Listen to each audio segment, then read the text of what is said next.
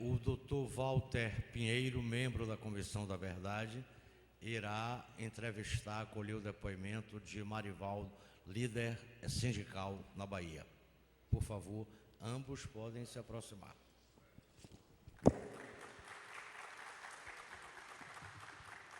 Agradecemos, então, ao senhor Jackson Azevedo, ao depoimento de Emiliano José, falando sobre o senhor Marivaldo Caldas, nascido em Ilhéus, Bahia, ingressou na Petrobras em dezembro de 1957, através de concurso. A militância política sindical fez parte de organizações em defesa da Petrobras e do monopólio estatal do petróleo. Participou do comando do MUNOP, Movimento de Unidade Operária, em defesa das reformas de base do governo João Goulart. Foi secretário-geral e presidente do Sindipetro Bahia e da FENAP, Federação Nacional dos Petroleiros. Foi casado e preso em 18 de outubro de 1968, São Paulo, Rio de Janeiro, casa de detenção em Salvador, quartel-general em Salvador e quartel do Barbalho, e na penitenciária Lemos de Brito, em Salvador. Em 1985 foi anistiado. Vamos passar a palavra ao presidente da Associação Brasileira de Imprensa, Walter Pinheiro. Bom, boa noite a todos. Eu começo com algumas reparações. Primeiro, a Associação Baiana de Imprensa. Segundo, eu gostaria de fazer uma saudação à jornalista Mariluce, que honrosamente me elevou à condição de senador. Na realidade, eu sou também jornalista e presido a Tribuna da Bahia, e jornal que teve o privilégio de ter Mariluce também nos seus quadros, assim como daqui dos presentes também o nosso secretário José Sérgio Gabrielli, que lá esteve como editor e como copydesk, e a mesa ainda se encontra lá reservada. Faria saudação também ao nosso governador e ministro Valdir Pires, que já está para deixar o recinto, aos jornalistas que aqui estão presentes, companheiros de trabalho, ao Dac Miranda, que ainda ali está, aos companheiros da nossa Comissão da Verdade, nesta luta, todos aqueles que aqui prestaram seus depoimentos neste trabalho da luta pela democracia. Como dizia Josafá Marinho, e disse aqui uma certa feita, não esqueço nunca, democracia é uma tenra planta que nós precisamos estar regando permanentemente. Saúdo o nosso Joviniano, coordenador da comissão, parabenizando pelo trabalho, os companheiros da ABI, Agostinho e o Luiz Guilherme, que também aqui participam. Nós teremos agora a oportunidade de ouvir o depoimento de Marivaldo Nogueira Chagas. Marivaldo Nogueira Caldas, perdão. Ele, quando me pediram para fazer esta nobre missão, em minha memória veio imediatamente a figura, a imagem de Mário Lima. Eu convivi muito tempo com Mário Lima e, enfim, perdemos ele em 2009, mas a admiração ela sempre foi crescente e, em mim, os testemunhos que ele prestavam daqueles que não só fundaram o Sindipetro, como também lutaram todo aquele momento por essa instituição, que recentemente eu li um comentário na internet e é considerada como um dos exemplos e um dos passos definitivos para a implantação dos sindicatos no nosso país, especialmente na região norte e nordeste. Tivemos esta fase muito triste que aqui estamos a recuperar, porque é um direito à memória que todos nós temos e que deverá se tornar, inclusive, cadeira da universidade mais adiante. Então, agradecendo a presença e a disposição de Marival Nogueira Caldas em aqui vir prestar este depoimento, eu cumpro também a formalidade que nos impõe a própria comissão em saber se é espontânea, livre, vontade que aqui está, e se aquilo que for dito, as imagens que forem feitas, se elas estão liberadas para a utilização pela Comissão da Verdade. Perfeitamente. Bom, então, com muita honra e muito prazer, até porque aqueles que enriquecem este plenário estão ansiosamente desejosos de ouvir este depoimento, eu passo a palavra a Marival Nogueira Caldas. Eu quero saudar os membros da comissão e dizer aos presentes que eu vou tentar ser objetivo, por causa do calor e do adiantado da hora.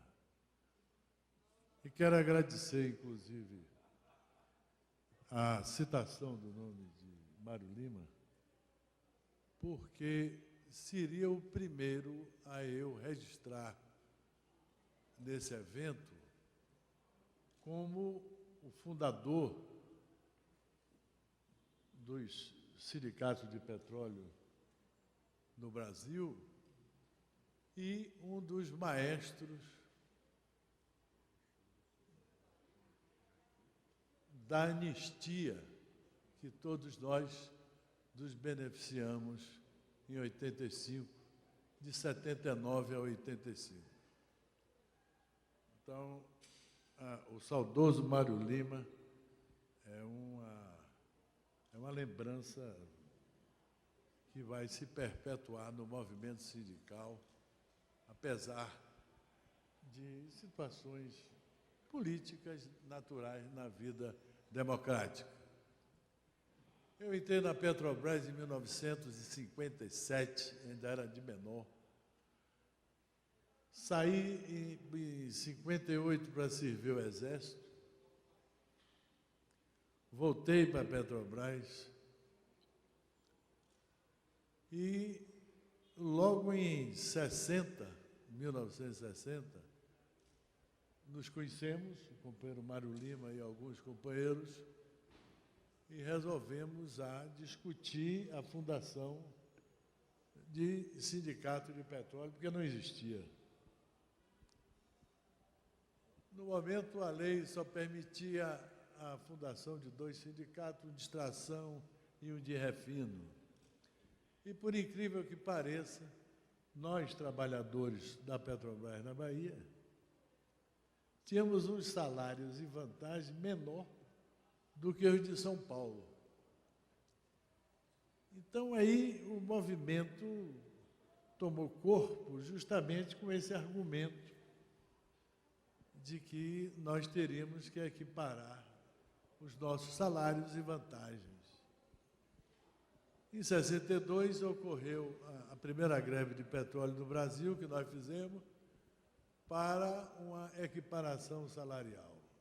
Daí, o movimento começou a politizar realmente os trabalhadores, porque naquela época era bom que, inclusive, eu sinto muito que eu já tive aqui nessa casa, nesse mesmo local, aqui mesmo sentado, com essa casa cheia de estudantes, seria imprescindível que os estudantes estivessem aqui presentes para ouvir a verdade, a história, o que se passou realmente aqui no Brasil e na Bahia. Né?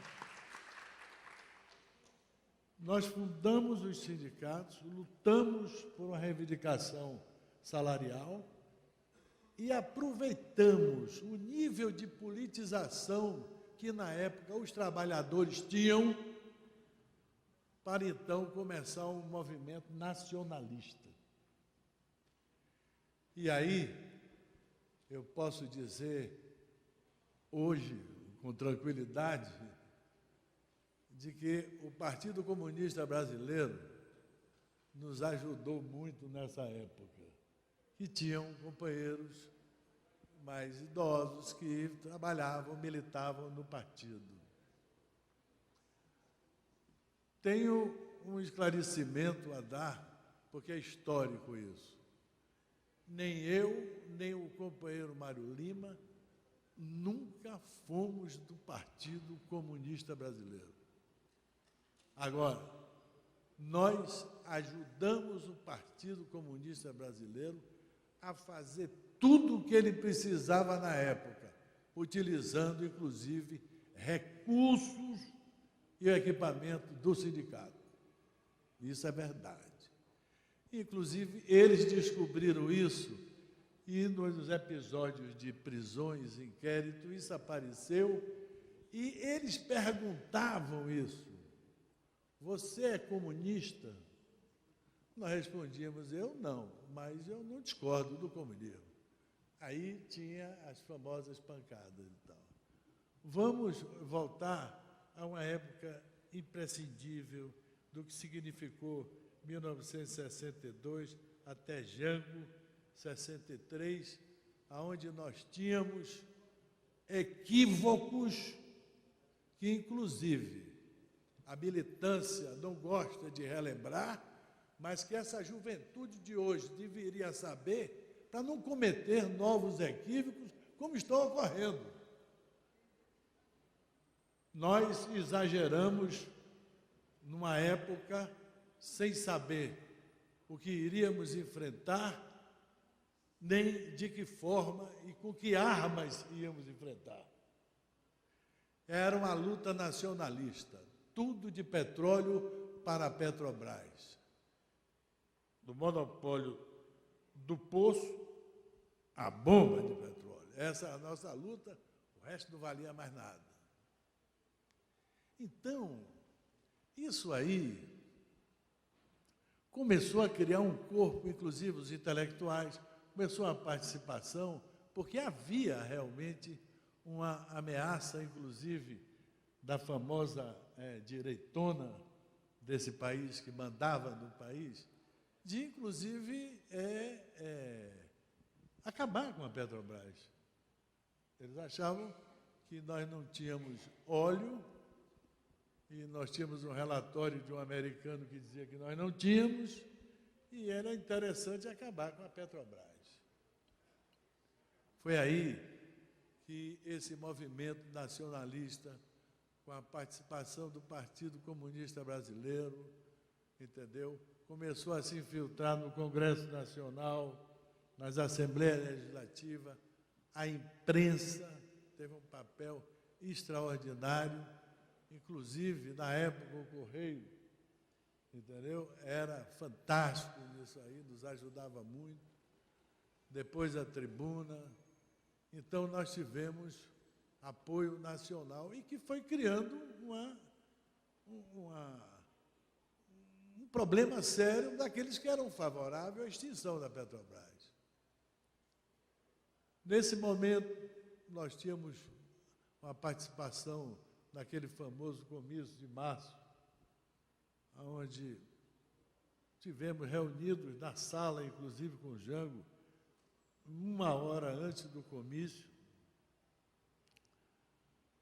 dando sustentação, a gente não enxergava, entendeu? Não tínhamos noção, não tínhamos ninguém experiente para dizer, para fazer uma avaliação, entendeu? Os intelectuais participavam do movimento nacionalista. Mas tinha um general chamado Assis Brasil, que isso eu assisti porque eu vi, garoto ainda, ele dizer a Jango: não anuncie as reformas de base no comício, senão o governo cai. Caímos em cima de pau no general Assis, de não, vai. O comunismo estava bem fortalecido junto do governo, é verdade.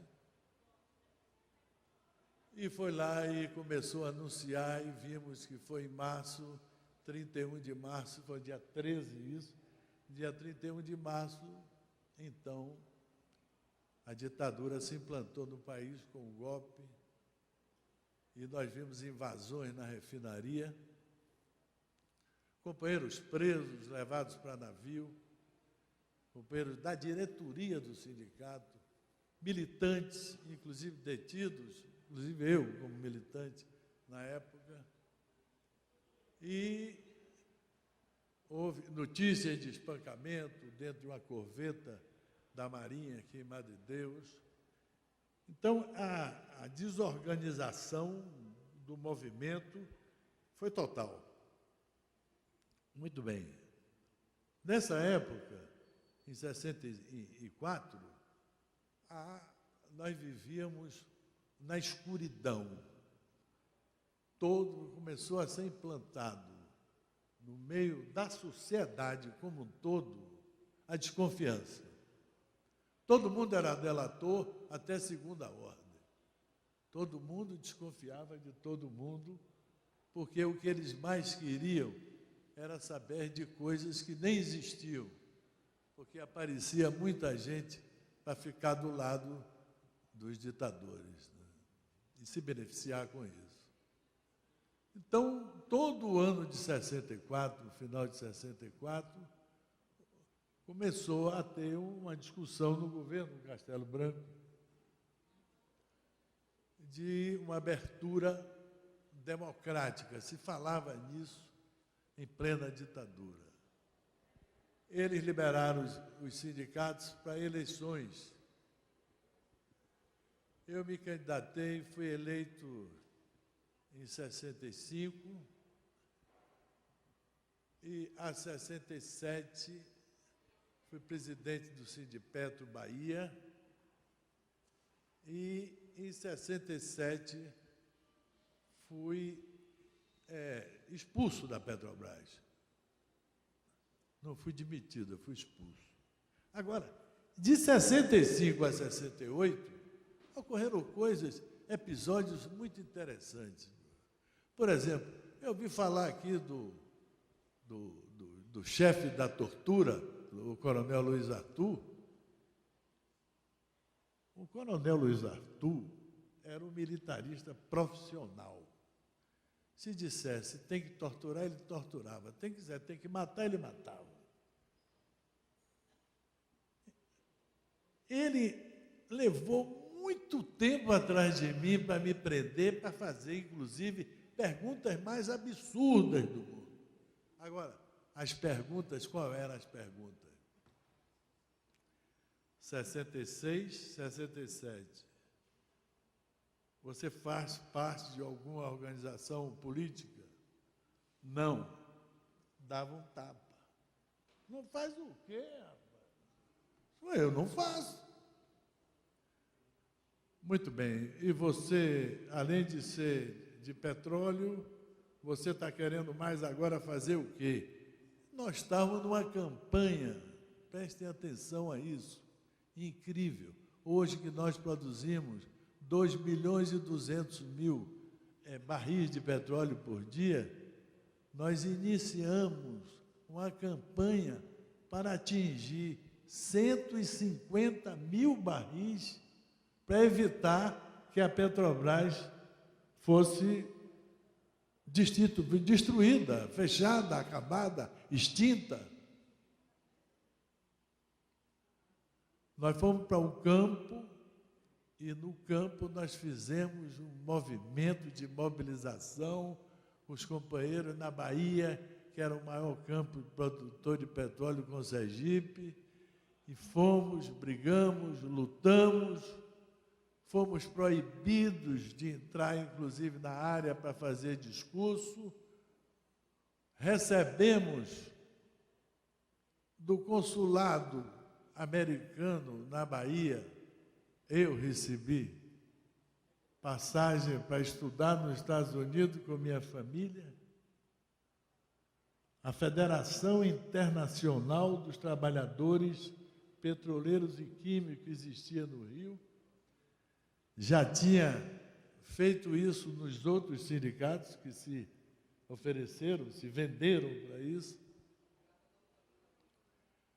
E eu tive que denunciar isso numa assembleia, chamei a imprensa, mostrei as passagens, os dólares, e eles queriam me tirar daqui para evitar que a campanha dos 150 mil barris, 150 mil barris, tivesse êxito.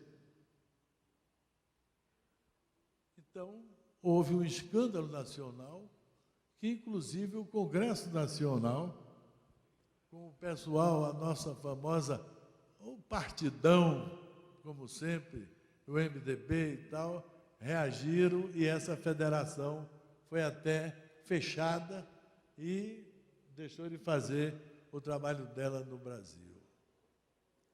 Muito bem. Nosso superintendente era um general do Exército, da cavalaria, interventor, superintendente de uma refinaria. Era um homem que só tirava proveito por ser superintendente.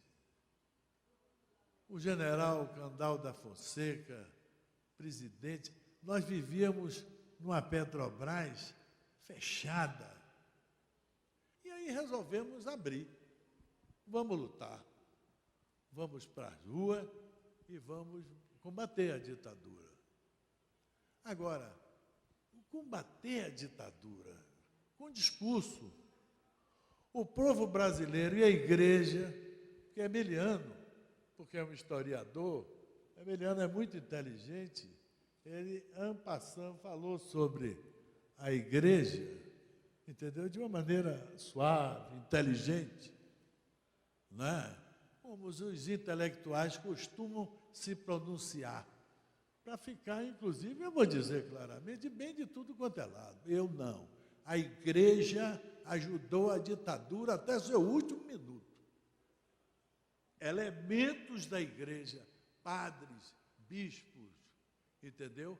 Alguns defenderam, nos ajudaram muito. Inclusive, o sobrinho de Marighella estava aí, quando nós nos escondemos na Candelária, foram eles que nos acolheram por uma semana, senão a gente tinha morrido numa passeata no Rio de Janeiro. A confusão toda se formou quando, mais uma vez, digo aos presentes que me perdoem, entendeu? A coisa pior do mundo é quando, em 70, em plena Copa do Mundo, se soube que nos pulões da ditadura estavam morrendo brasileiros. 70, 71, 72, entendeu? Enquanto o povo vibrava com a Copa do Mundo em 70, viva Pelé, nego apanhava feito cachorro, como Emiliano disse aqui, entendeu? Sofria, morria, entendeu? O que é que eles fizeram isso? Eles queriam destruir a possibilidade de se aparecer núcleos, entendeu? Que arregimentasse uma parte substancial da população para enfrentar em praça pública os militares, coisa que nós pensávamos que era possível, mas não é, porque o povo brasileiro continua frouxo até hoje. Para sair na rua é muita dificuldade, ou sai por interesse próprio. Passei alguns anos na cadeia, vi meus filhos andando de um buraco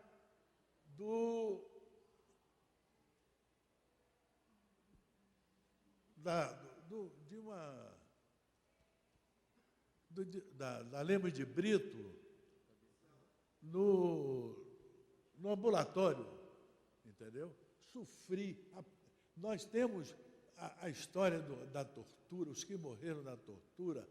É impossível, como foi dito aqui, se mostrar o que é a dor da tortura. A tortura física, ou se suporta, ou se não suporta. Mas a tortura moral é terrível. É terrível, muitas vezes, a gente, lá no Rio de Janeiro, no Santos Dumont, por exemplo, minha esposa ia me visitar, eles fizeram a seguinte proposta: você dorme comigo à noite e eu no outro dia deixo você visitar ele. Esse tipo. E depois de muitos anos, no Equador, numa festa de Natal, eu me encontro com esse indivíduo, entendeu? O coronel da aeronáutica, assumindo cargos importantes no governo. Então, eu quero dizer aos senhores, para não entrar em detalhes, muitos detalhes, que a história, entendeu? Ela é bom que seja contada para que quem lê entender. Nós não queremos passar por sofredores. Eu fui caçado, torturado, pedi emprego, sofri com a família. Por quê? É preciso dizer porque eu queria derrubar a ditadura, eu queria enfrentar um exército brasileiro e o poder econômico sem ter arma nem retaguarda. Não façam isso mais. Primeiro, arranjos financeiros, alguém que banque o exército em frente. Todo mundo fala de Fidel Castro, a história de Fidel Castro, qual foi? Então, nós não temos um povo nacionalista, nós não temos movimento estudantil no Brasil, entendeu? O movimento operário está totalmente atrelado ao poder. E nós estamos num caminho que me preocupa. A insegurança, a falta de politização do movimento estudantil, politização que eu digo não é partidária, é analisar a política, conhecer, viver o ambiente. Temos aqui uma pessoa que saiu daqui na estante, um grande brasileiro, Sérgio Gabrielli, mas que teve que se moldar há pouco tempo a uma situação política contra a minha empresa, que é a Petrobras. Isso tem que ser dito. Entendeu? A ditadura, ela não deve ser esquecida, não deve ser apagada. Os brasileiros que morreram nos porões da ditadura, eles não devem serem vingados, mas eles não podem ser desconsiderados pelo que eles lutavam. É preciso saber, eu lutava por isso. Se eu lutava errado, me perdoem. Mas se eu lutava certo, que alguém pegue essa luta e leve em frente. A Petrobras hoje, eu digo minha empresa, que continua sendo, porque o ex-petroleiro, o que saiu da Petrobras, saiu da empresa. Mas a Petrobras não saiu do coração nem da cabeça dele, porque nós fomos pioneiros. A ditadura, não só a ditadura quis destruir a Petrobras, muita gente continua ainda querendo destruir a Petrobras. Os militares que praticaram tortura e que hoje estão anistiados por uma lei que não pode ser dente por dente, olho por olho, não sei o quê, eles têm que ser identificados, mas nós não identificávamos ninguém numa sala de tortura, porque todos vinham vestidos com óculos de soldador, entendeu? Não tem um nome. Agora, como foi dito aqui, Luiz Arthur era o comandante e permitia, é um torturador mesmo, porque ele sabia que estava havendo tortura, entendeu? Luiz Arthur, é bom que vocês saibam, era meu vizinho. A gente jogava basquete, ele cansava, quem entrava no lugar dele era eu, quando eu era menino. E só ele me prendeu 11 vezes, Luiz Arthur. Inclusive, quando eu parei uma usina de açúcar, apoiando os sindicatos, entendeu, da zona rural, em 67. Como também no Porto, na cara dele, que nós paramos o Porto de Salvador também, com o nosso apoio. Eu vou encerrar, porque se eu for contar a história, demora muito, né? detalhes. Não há necessidade disso. A tortura, ela tem que ser olhada. Hoje existe tortura. Hoje nós temos tortura, minha gente. Quando vê tortura nunca mais, hoje nós estamos tendo tortura. Esse cara bandido, assassino, não sei o quê, eu mato esse cara. Pena de morte, que eu sou favorável. O dia que nós tivermos um poder judiciário honesto, entendeu? Eu sou a favor da pena de morte. Agora, não sou a favor do que está acontecendo nas barbas do poder, entendeu? A tortura desses seres humanos que estão aí. São os animais? São. Mas não merecem ser torturados como estão sendo torturados. Enquanto outros estão fazendo exigências corretas, que eu não discordo. Então, a Comissão da Verdade é uma das melhores coisas que, mesmo um pouco atrasado, não é? Que saiu aqui na Bahia, foi muito importante. Agora, eu sugiro à Comissão da Verdade que, nos próximos depoimentos, se tiverem, que perguntem aos interrogados qual eram as perguntas feitas pelos torturadores. Porque a mim, quando disseram que eu tomei um tapa, eu digo, o cara vai dizer, se não aguentar, diga o que ele quer. O que é que ele queria? Você faz parte da AP? Eu dizia, não, ajudei a AP a fazer panfleto. Inocente. Eu não tinha essa visão política disso, não é? O que você ajudava? Ajudava no sindicato, eu dava papel. Haroldo Lima sabe disso, entendeu? Muita gente sabe disso. Sobrinho de Marighella esteve ali, veio me cumprimentar há pouco tempo, estivemos juntos no Rio.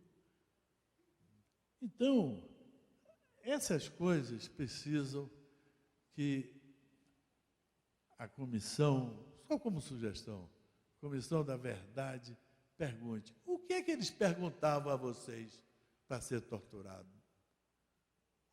Qual foi a pergunta que um torturador fez ao torturado?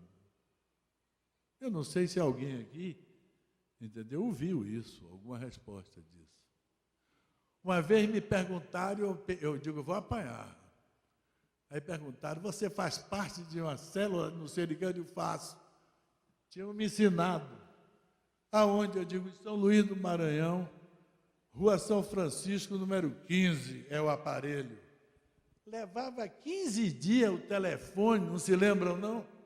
Para dar uma telefonema para o Piauí, para São Luís do Maranhão, e para descobrir. Porque apanhava, a gente descansava, quando eles descobriam que era mentira, e vinha apanhar, nós já estávamos mais alimentados, mais fortes. E isso acontecia direto, entendeu? No meio dos que eram torturados. Meu companheiro Emiliano aqui, convivemos na Galeria F por muito tempo, pessoa boa, uma pessoa que está contando essa história, me faz muito bem. Eu sou anistiado, vivo ainda relembrando e até sendo convidado para voltar a participar do movimento contra o que está lá dentro, a Petrobras chapa branca, entendeu? Mas, infelizmente, eu já estou cansado, cardíaco, entendeu? Velho, e não posso mais ir para as ruas como eu gostaria que um dia ver, como eu vi essa casa cheia aqui, e sair aqui carregado por eles, voltar às ruas para defender os reais interesses do Brasil. Muito obrigado.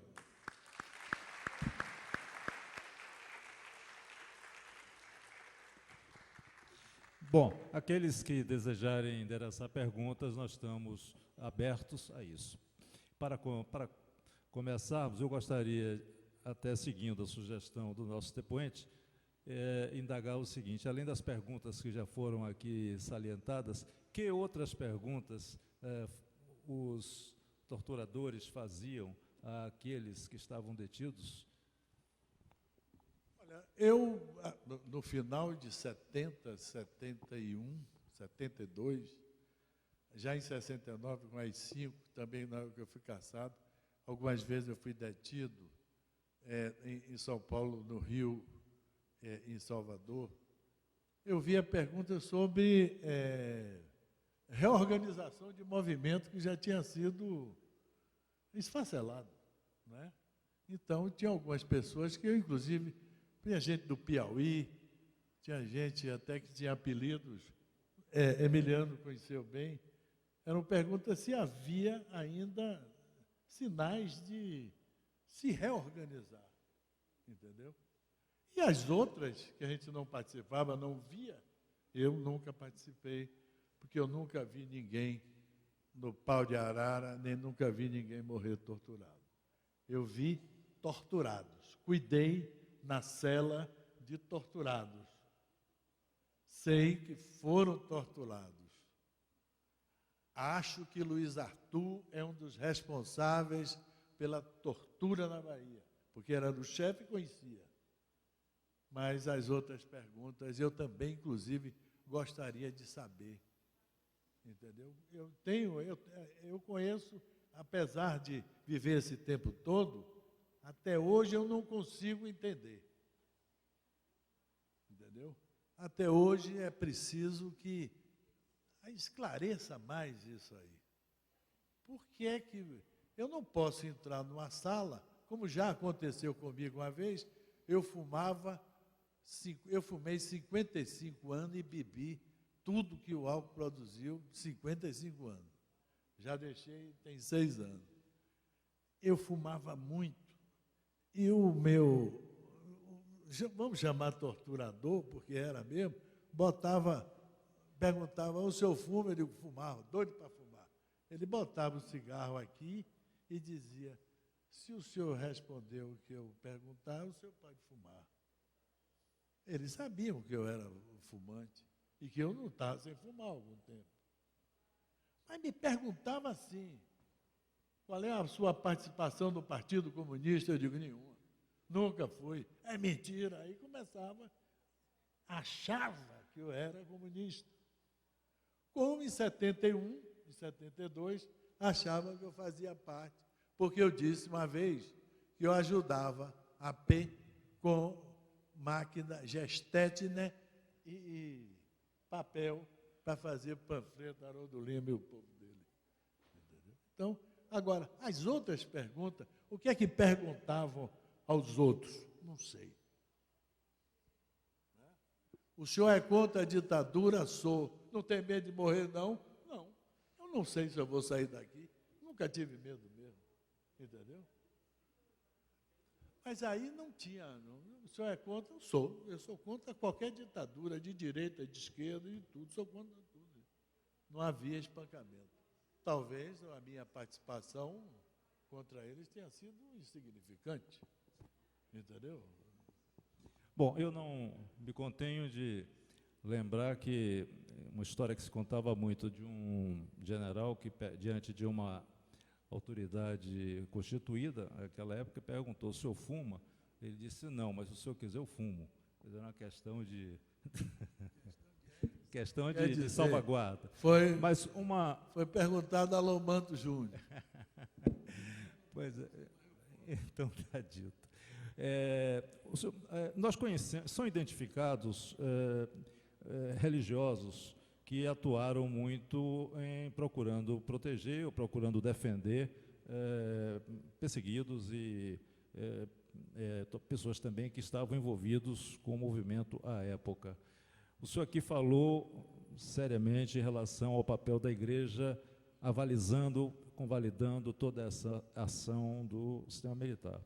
O senhor teria nomes da igreja para serem mencionados? O nome do nosso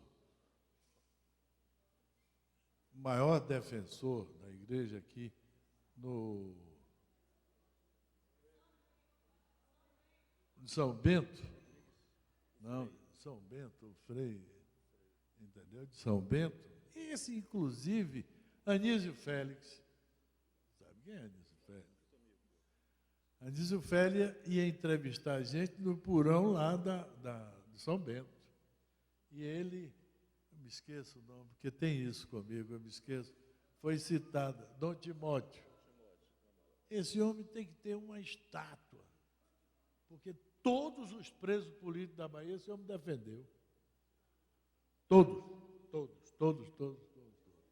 Inclusive, queriam entrar, a Polícia Federal quis entrar no mosteiro, ele não permitiu. Nós somos testemunhas. Os outros não. Tinham padres lá reunidos na Candelária, no movimento mais pesado, que eu tive que sair do movimento chamado inicial pesado, que se formava, por eu não ter esse dom. Não é? Eu não era guerrilheiro, eu não estava pronto para ir para uma guerrilha. Então, eu me ausentei. Então, tinha alguns padres, frades, entendeu, que não usavam batina, mas que faziam parte do movimento e que foram denunciados depois e até sofreram com a ditadura. Entendeu? O senhor foi preso 32 vezes. Ao todo, quanto tempo ficou preso? Olha, dá 11, 7, um ano, 7, 6, 13, 8 meses e 18 dias. 2 anos. Não para encerrar, direto. Era preso, saía, voltava, condenado. Se não apresentar, julga a revelia. Se for a revelia, pode morrer na clandestinidade, se apresenta, prende, entra e sai, terrível. Esteve preso no Galeão? No Galeão e no Santos Dumont. No Santos Dumont. Sei. Bom, só para terminar, o senhor lembraria de algum sindicalista ou de alguns sindicalistas que também sofreram o processo da ditadura e que não estão aqui nominados, além do Mário Lima?